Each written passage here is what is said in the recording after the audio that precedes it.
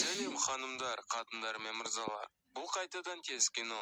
Біздің арнаға жазылыңдар. Бізде әдеттегідей қызық әрі жаңа контент көп. Бүгін мен сендерге One Piece кино анимесінің жалғасын кет. Серия былай басталады. Луфи кішкентай кезінде өзінің фермені соққысын жаттықтырып, рәзеңке тапанша деп айғайлайды барда отырып.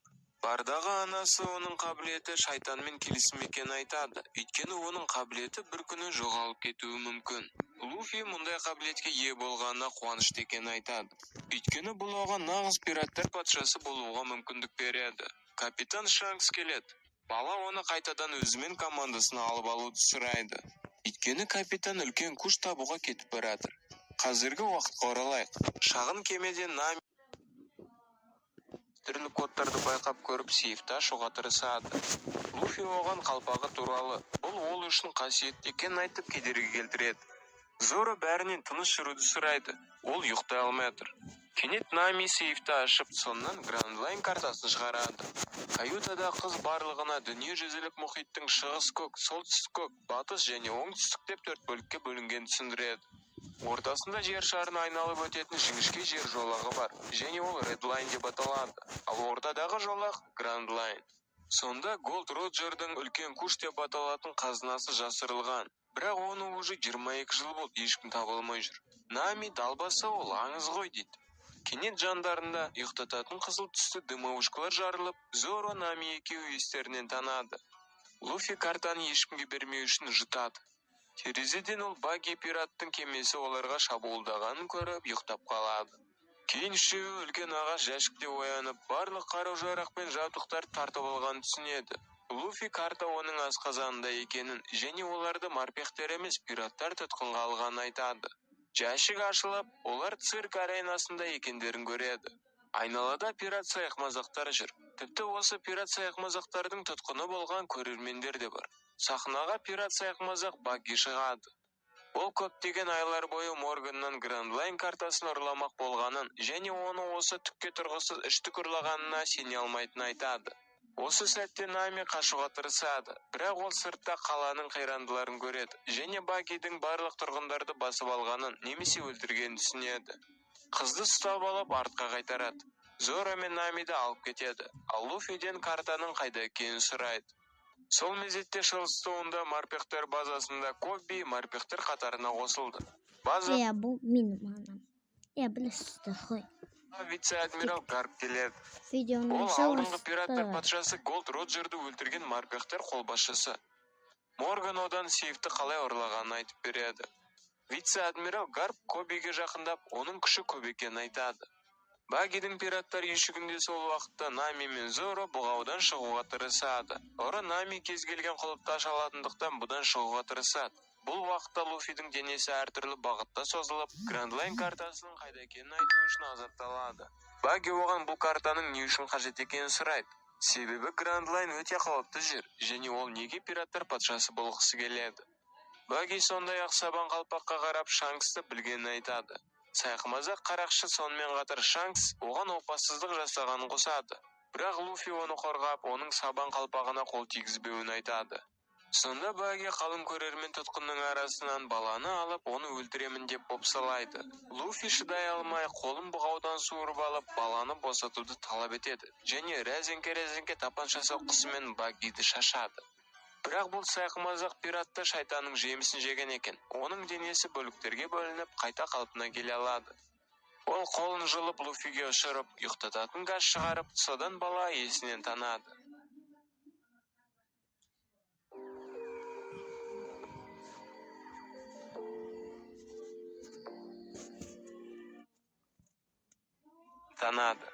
Сол мезетте Нами мен Зороға бір пират сайқымазақ келеді. Оның аты Кобадзи. Ол бұрын Зоро оның ағасын өлтірді деп кеп тұр, кегімді алуға келдім дегендей. Ол Зоро байланған доңғалақты бұрап, шақтарын лақтырады. Ал Нами осы уақытта құлыпты ашуға тырысуда. Сол уақытта базада Коби адмирал Гарпқа келеді. Адмирал оған бұл жер оның орны емес екенін айтып, қараңды батыр дейді. Коби Альвидада тұтқын болғанын, содан кейін оны Луфи құтқарғанын айтады. Гарп онда не үшін сен морпех болдың деп сұрайды. Коби бұл оның арманы болғанын айтып, сондықтан қалдым дейді. Сонда Гарп, сен әлде Луфиге адалсың ба деген сұрақ қояды. Коби оның пират екенін және жазалануы керек екенін айтады. Адмирал енді Кобидің көмегімен Луфиді тауып ұстай алатынын түсінеді.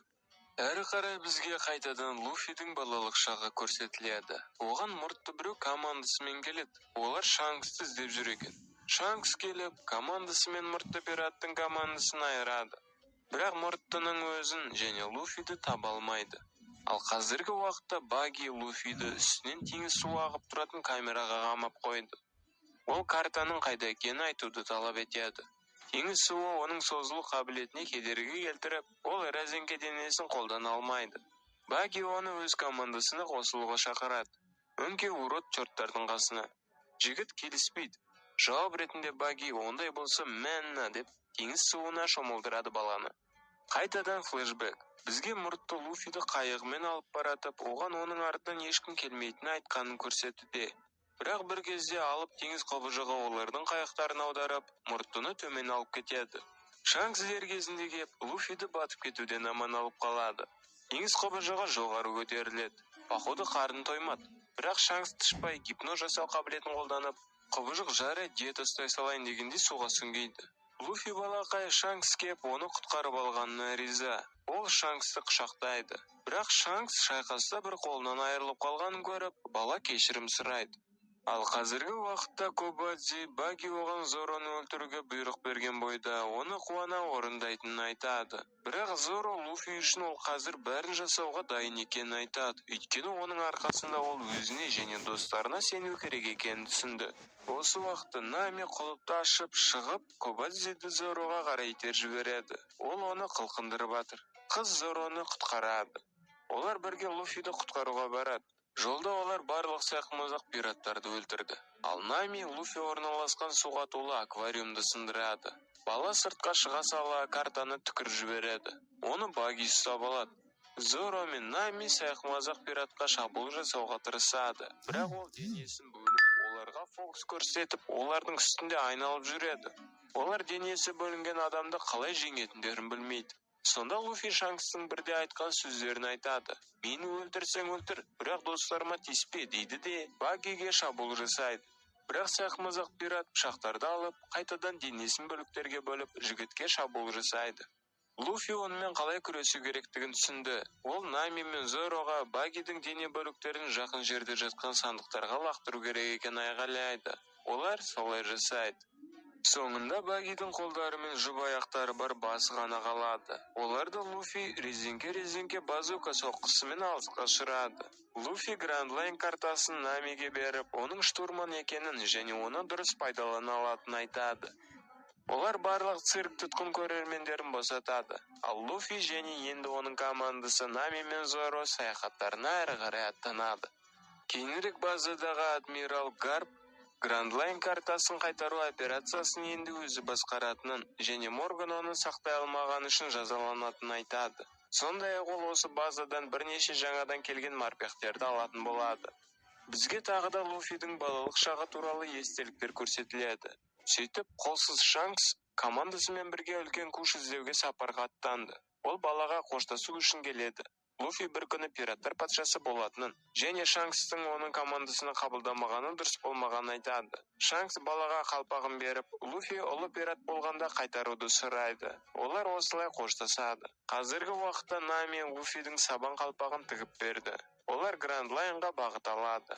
Кейін Нами жергілікті байланысқа қосылып, ұлуды құлағына қойып, танысына звондап, карта ода екенін айтады. Қыз кидала болып шықты ма, не болып кетті? Осы жерден One Piece кино анимесінің екінші сериясы аяқталады. Лайктар қойып, комментарийлер жазыңдар. Қазақ тілінде сапалы контентті сендер үшін жасаймыз. Көргендеріңе рахмет. Надо концы выписать.